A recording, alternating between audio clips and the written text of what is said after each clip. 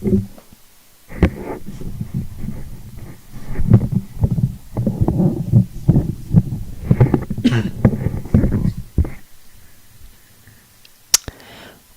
welcome to this session of interview with the Raj Yogi.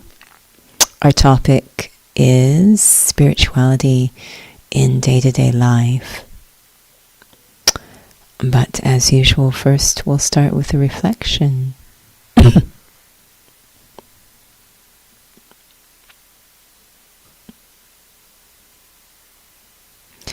At this moment, the body is still.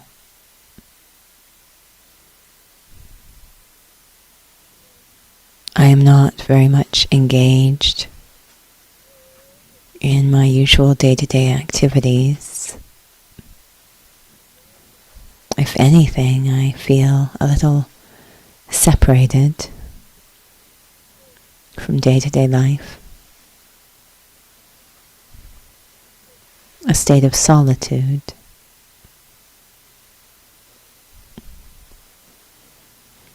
And this is allowing me to set my inner alignment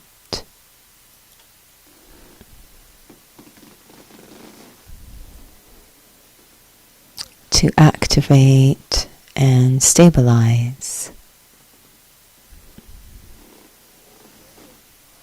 in what we would call a spiritual state, an experience of inner peace, lightness.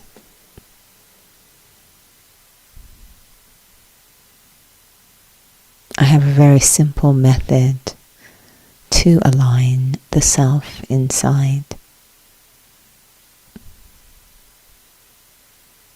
I simply remember I am a soul. Traveling through time. Everything in the physical realm coming and going, temporary. Even the body. I am the constant.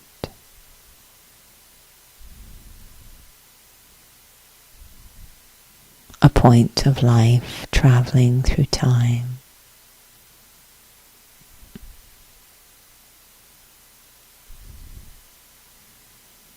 That deep, deep release.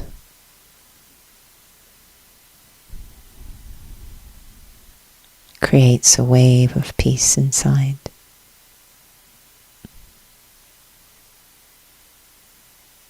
Signaling that I am aligned.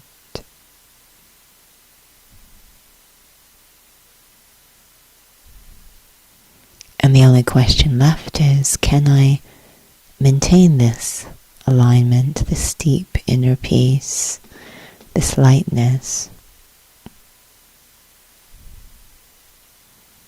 as I come into sound, action, interaction? As I move into day-to-day life, bringing spirituality into action.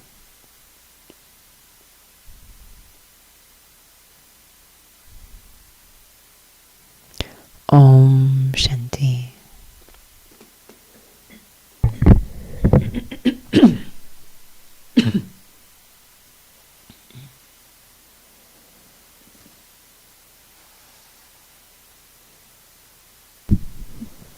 Om Shanti, and welcome to those who've just joined for interview with Raj Yogi. Our topic for tonight and next week is spirituality in day-to-day life. So a warm thank you to Binny, who had requested for this topic quite a while ago, and we've been building up each topic at a time. And hopefully always keeping the foundation of what Raj Yoga is about, what spirituality is about. And so this is actually what the overarching topic is actually the series is spirituality in day-to-day life. And so we chose to sort of back things up because spirituality is also a loaded term and what we do with it.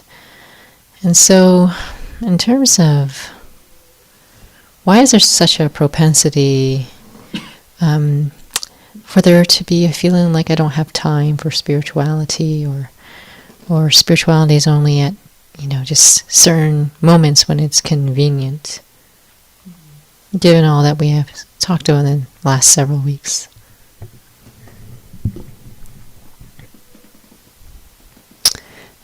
Yeah, we've talked a lot about the separation that happened between spirituality and day-to-day life. So we feel that they can't be integrated, that it's one or the other.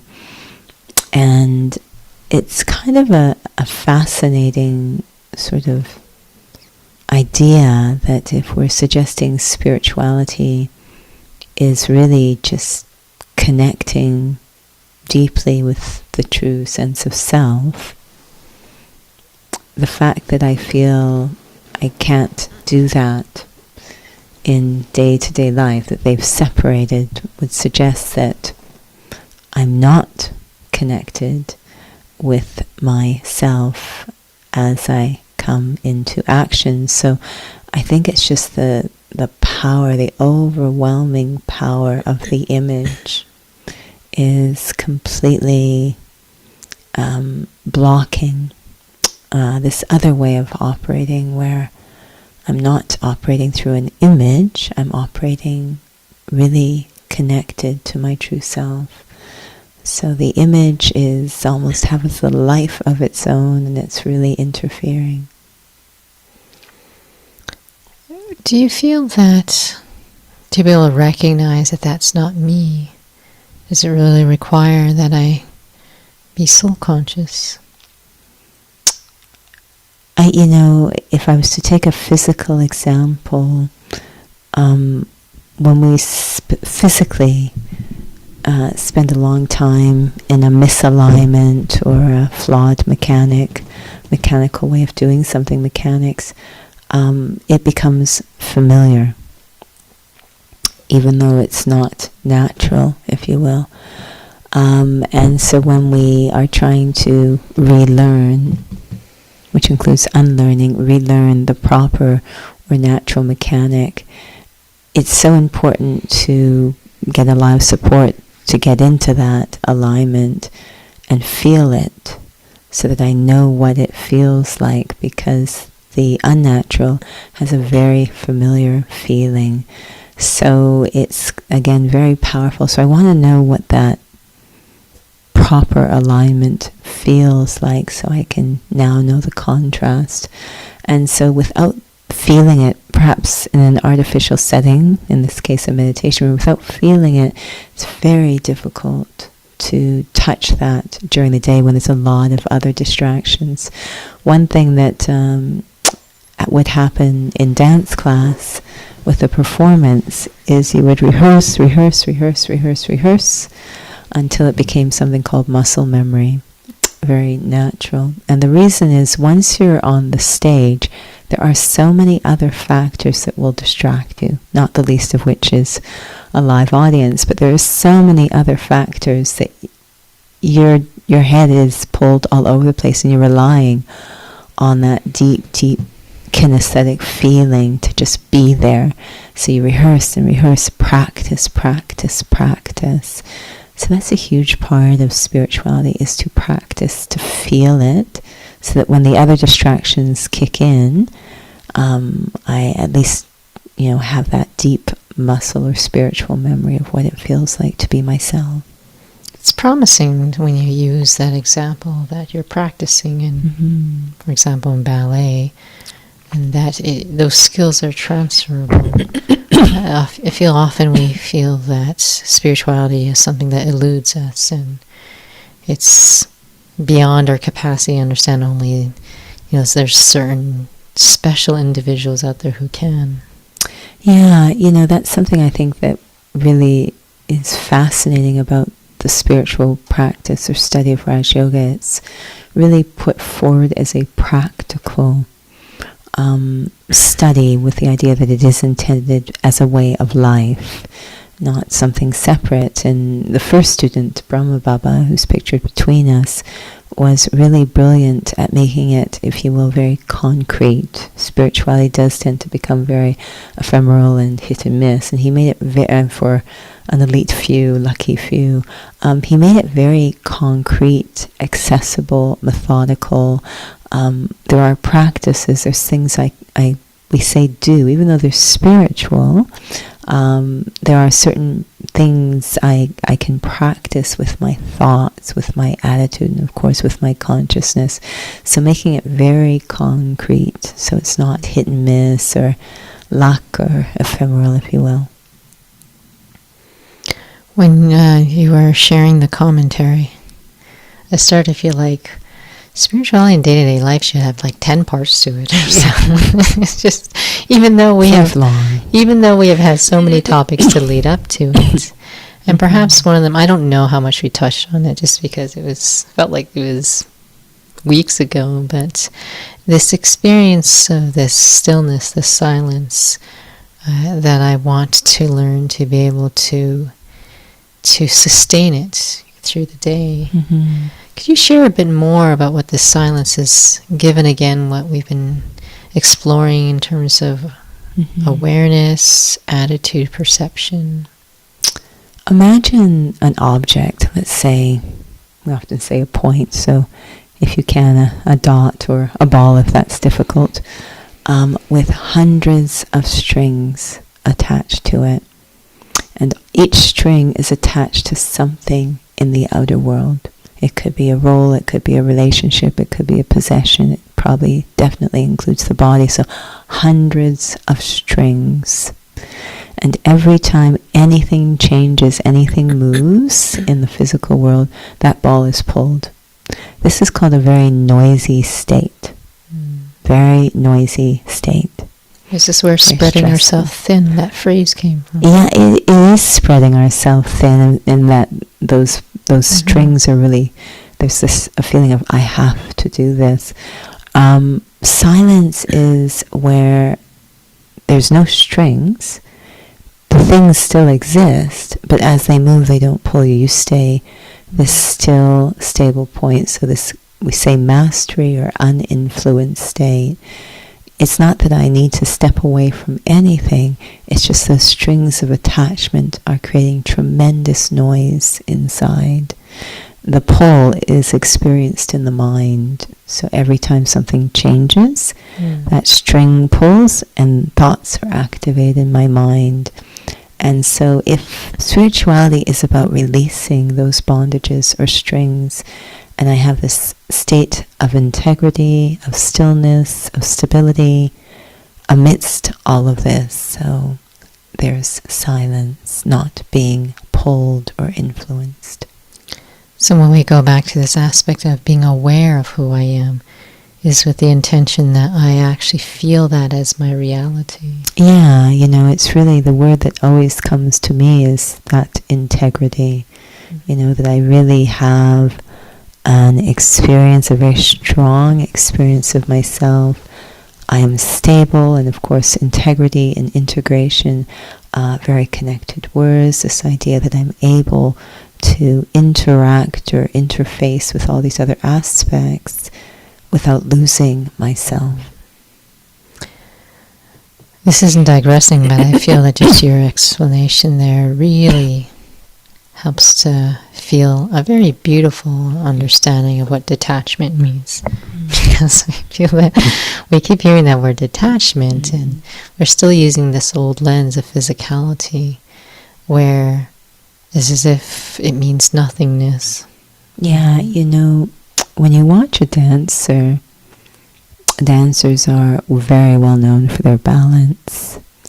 And they have a lot of forces happening that should throw them off balance. They're on a tiny, tiny little block of wood. They're sometimes spinning or moving at remarkable speeds. They've got other dancers, lots of factors going on. And they just have this remarkable balance. It's due to alignment or integrity. So we call it mastery.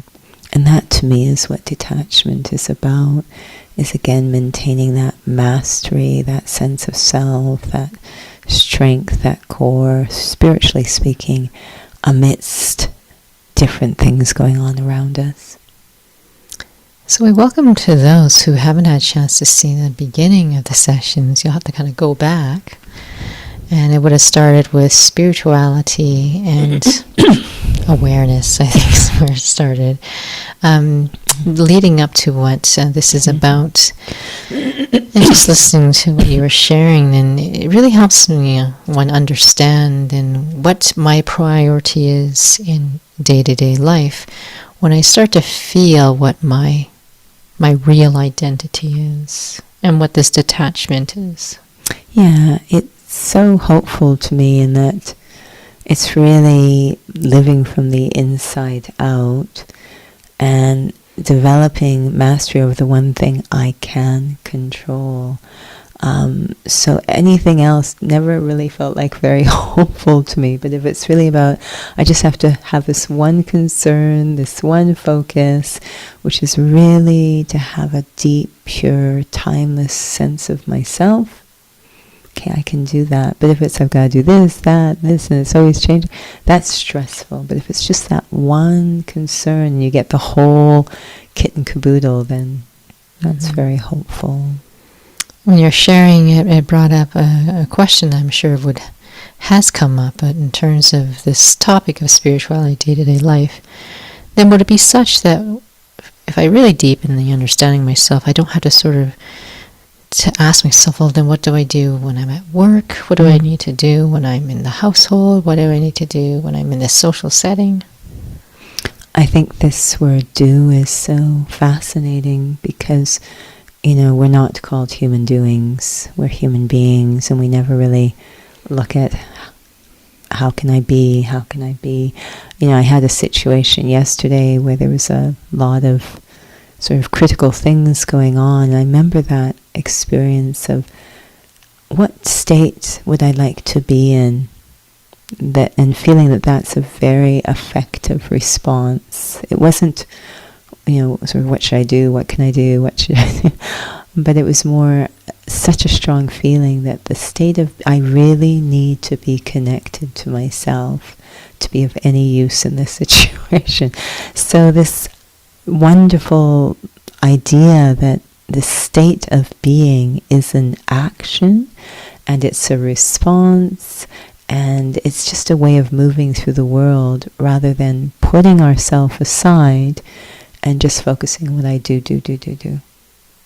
What do we seem to be looking for if we keep looking for what am I supposed to do?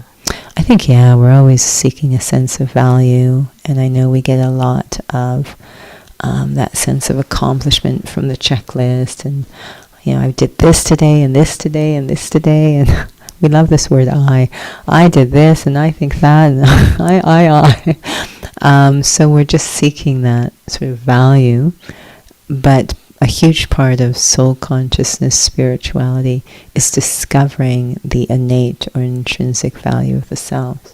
So I won't look for the fulfillment of value through actions. I won't take through action. So this aspect you were mentioning about seeking value, even in the case when it comes to, usually when someone asks, what am I supposed to do in this situation, they're usually talking about, there's a problem. I need to figure out what I need to do. I think, it's fascinating. I mean, there's many aspects to this idea of I, the soul. And we're not saying that by being, I don't act. We're not saying that at all. But this sense that by stabilizing in a state of being and soul consciousness, these capacities are activated. Again, there's incredible value and capacity in the self that's pretty much locked away because we're in the wrong consciousness. So these capacities are activated, and very naturally and accurately they start to express. So by focusing elsewhere, we're actually shutting down our capacities, really limiting what is possible.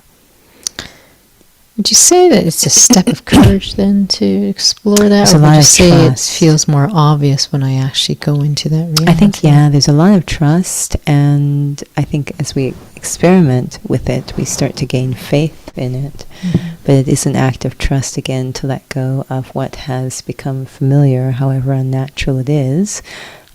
So there is trust. And I think for many, they start to embark on this type of path when they've pretty much used up all the other options and they're feeling like they need a change. Something has to change. It's interesting you mention that, because I was about to ask you if it's about that disinterest. Mm-hmm. I've tried so many things and sort of exhausted all my options. Yeah, sort of really are ready. The image that sometimes comes is that elastic that's stretched to its limit, really ready to come back to the original state. I've been there, done that, exhausted it, not getting anything from it anymore, ready to come back to that original state.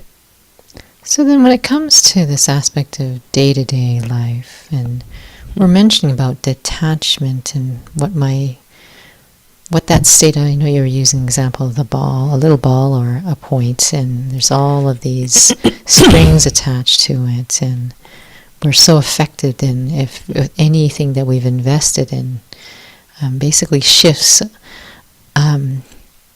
that isn't sort of according to my expectations. So what does this detachment look like in day-to-day life, and not sort of something we've done before, perhaps in the past, of just sort of avoid situations and just run away? I think it looks like love and giving, bestowing.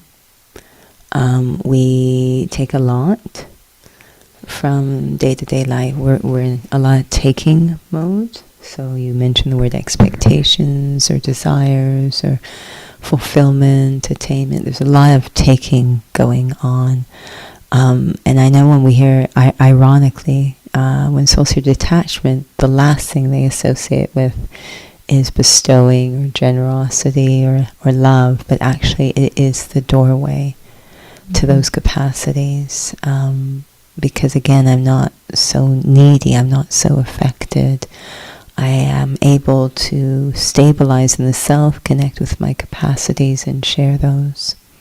Today I had a really funny experience. I was trying to find a jelly or jam, a spread, and often shopping, thinking about spiritual concepts. Anyways, I'm walking down the food aisle, and I don't know why this product caught my eye, partly because it was such a fascinating title. It was a jam, and it's called Worthy.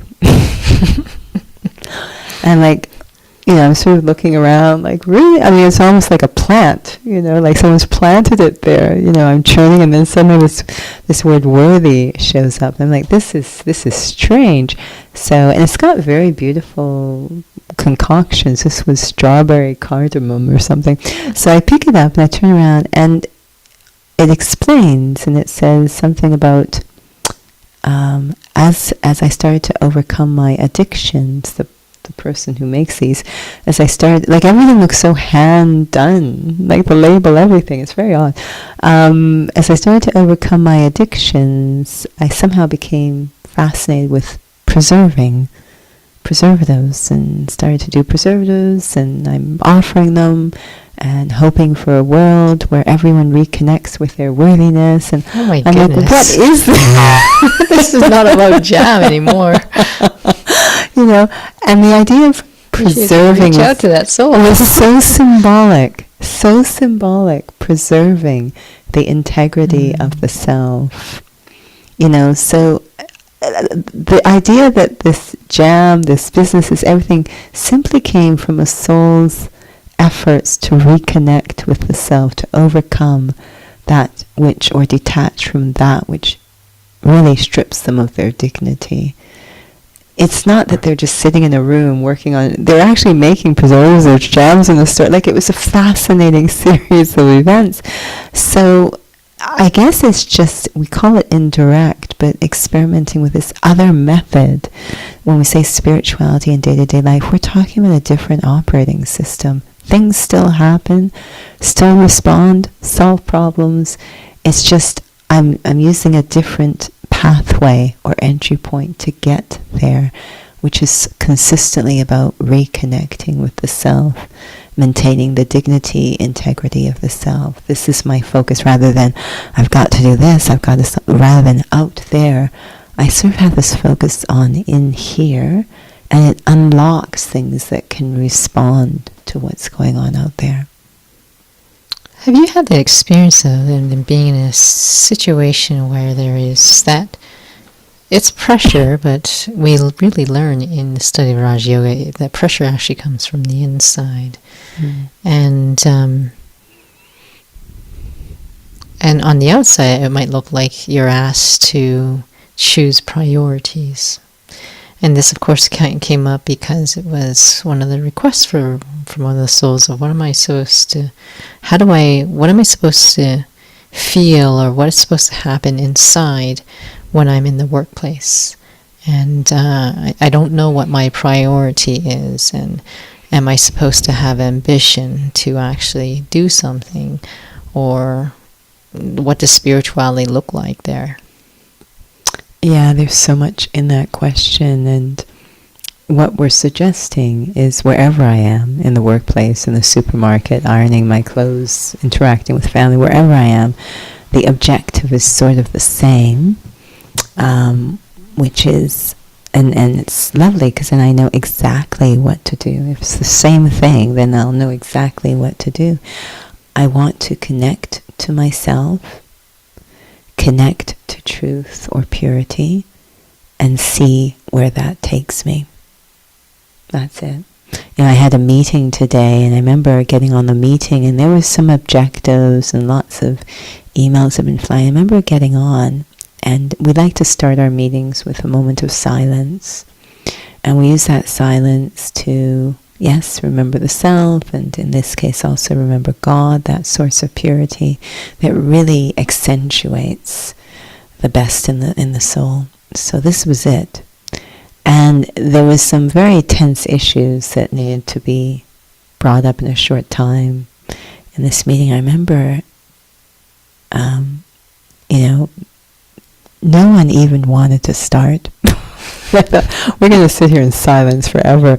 So I sort of said, okay, so here is maybe the first thing we can look at. And I remember watching words come out of my mouth that I hadn't even thought of.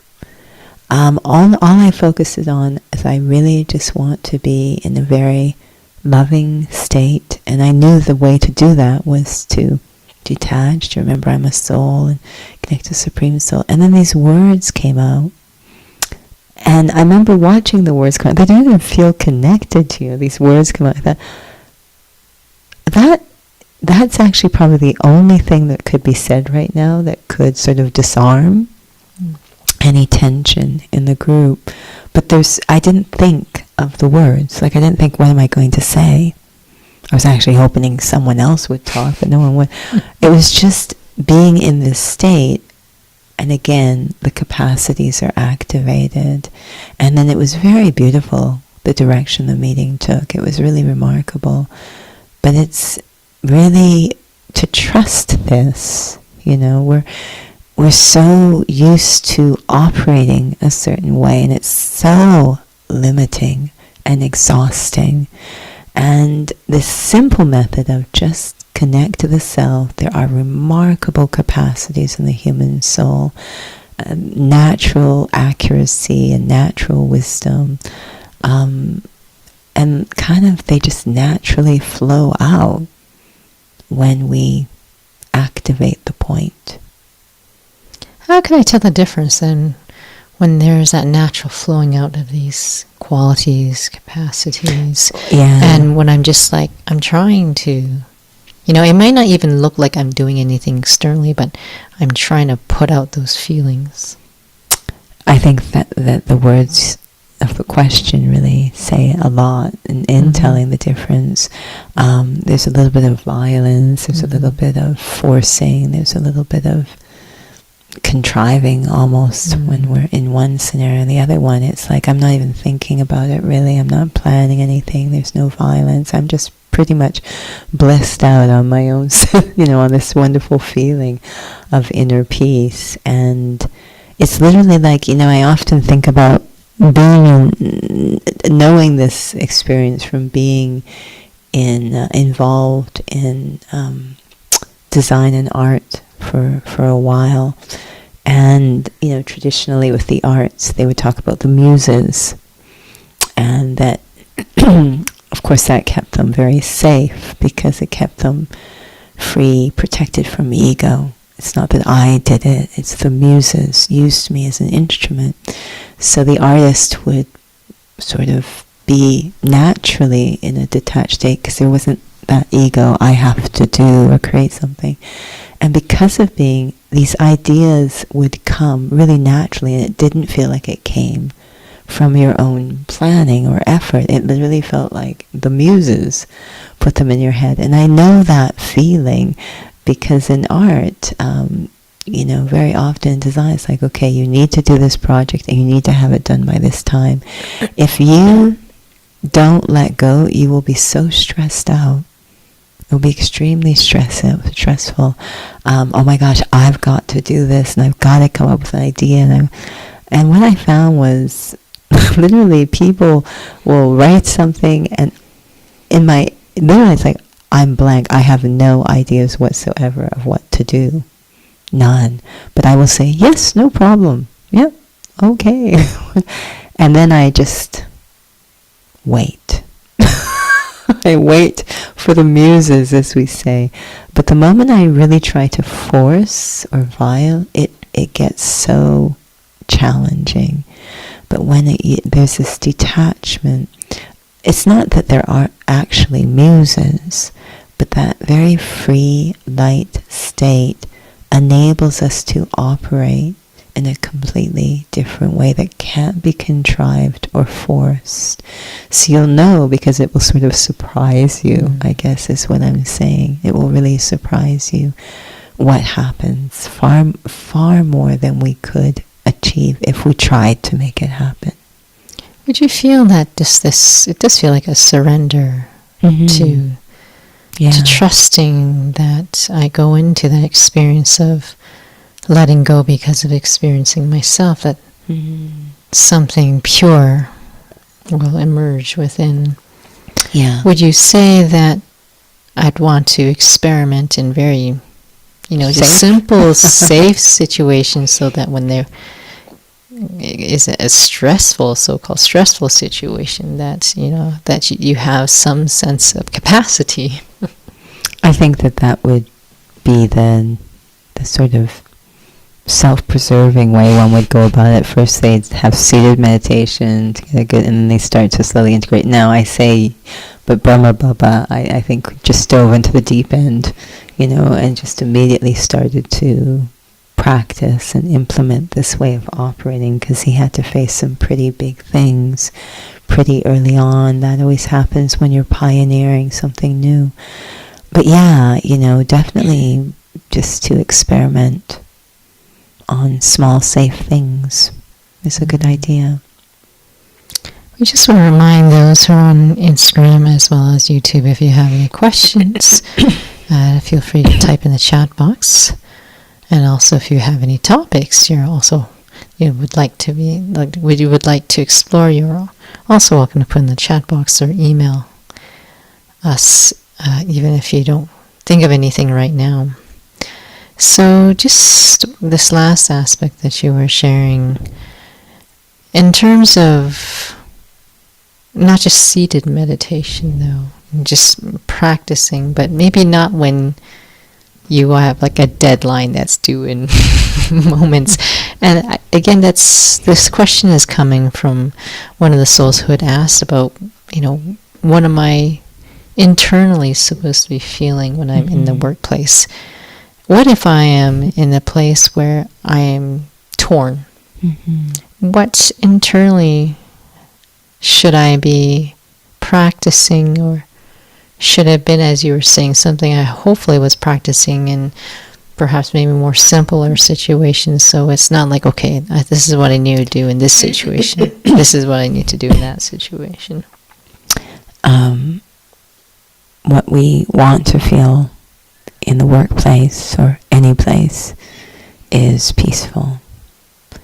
So when I'm in a situation where I feel torn, and again, incredible courage and trust, but to almost carve out a little space where I'm not thinking directly about the situation. I know sometimes it's like I need to do something now, but it's so important to touch that experience of peace, to be effective in challenging situations. It's so important. So we, we're wondering, what am I supposed to do? I mean, wouldn't we like to just feel peaceful in any situation? It's like, what am I supposed to feel? I'm supposed to feel peaceful. This is why we say Om Shanti. And then from there, remarkable ability to respond to what seems like very critical things. I know we're coming close to the end of tonight's session, but just to back things up a little bit, because we seem to be creatures of habit. Clarify what you mean by we need to be peaceful, because we can seem to be doing some other things. Yeah, I wouldn't have a clue what that would mean before I studied Raj Yoga. If I go up to someone and say you need to be peaceful, they're probably going to light a candle and chant. Or just try to feel calm. Or force, yeah. I got to feel calm. So there's a real clear method in Raj Yoga of how to feel peaceful. And I use this phrase, Om Shanti. And it's really, this experience. And this, I think, is when it becomes interesting. This experience, I am a soul. What's suggested in Raj Yoga, if one is genuinely accessing that awareness, guaranteed they will feel peaceful. So, if I am not feeling peaceful, it means I am not genuinely accessing that experience. I'm doing something else, but thinking I'm concerned. Even to have the thought, I'm a soul, isn't it? It's helpful. At least I am kind of in the right route, going in the right direction. It's helpful, but it cannot be mistaken for the actual experience or awareness or consciousness. So it is guaranteed that if I accurately move into soul consciousness, I will feel peaceful. Wow, it feels like we're at a cliffhanger. So we will still feel peaceful as you're hanging from the cliff. Next week. And we invite souls to join in the experience sessions on the Tuesdays, Thursdays, and Sundays, because ultimately, as lovely as these conversations are, I need to experience it. So we'll have a little short reflection.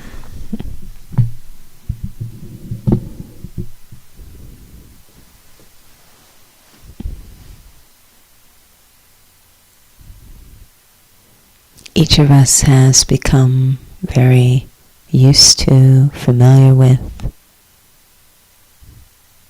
thinking we are the body. Even as we sit here now, we feel very, very sensitive to the sensations of the body, the weight of the body in the chair, the breathing, the heartbeat, the form, everything. Any little discomfort, we think it's me. This aspect of consciousness, how I identify myself, is so powerful in shaping how I feel and how I move through the world.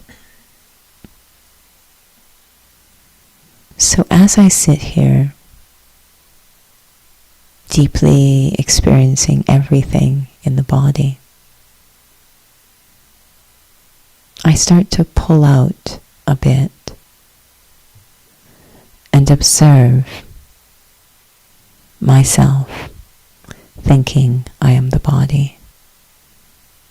Observe myself being affected by all the sensations of the body.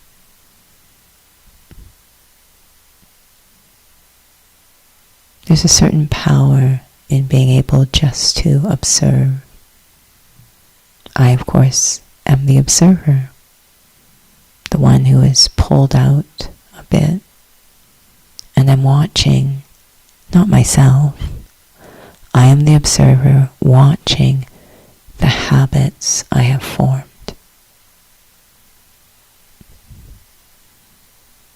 I see what is required. They are simply deep habits, but they're not me. I am the one observing the deep habits I have formed. This is where my journey begins. Om Shanti.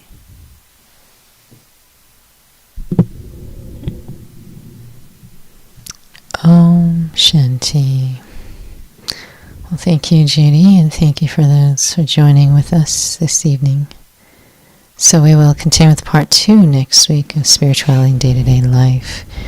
A couple of things we do want to explore, aspects of, day-to-day life. We touched a little bit about work, and again, it's not like it changes or anything, but it does come up all the time. And one of the questions that came up was relationships, so we'll touch on that next week. Well, I'm going to pass it on to Judy and let us know what's coming up. Here we go. So, what's coming up can probably most accurately be described by what's on our website. So first and foremost, I would invite you to visit there, which is calgary.brahmakumaris.ca. That is a great place to find out what's going on. But we do have drop-in meditations, 6:45 to 7:30 on Tuesdays and Thursdays, 6:30 to 7:30 on Sundays. We do have on Saturdays a drop-in class session called Soul Cafe. Different formats, exploring different aspects of spirituality, 2 to 3 in the afternoon on Zoom with streaming to YouTube. So those details are on the website. We have a workshop, a Raj Yoga workshop coming up the last Sunday of the month on Mastering the Self. Unmasking the Self, because it would be close to Halloween. And I think that's 5 p.m., 75 minutes-ish. Okay. And there's other stuff going on. So do check out our website, or feel free to email us if any questions. Thanks for joining this session. Until next time, Om Shanti.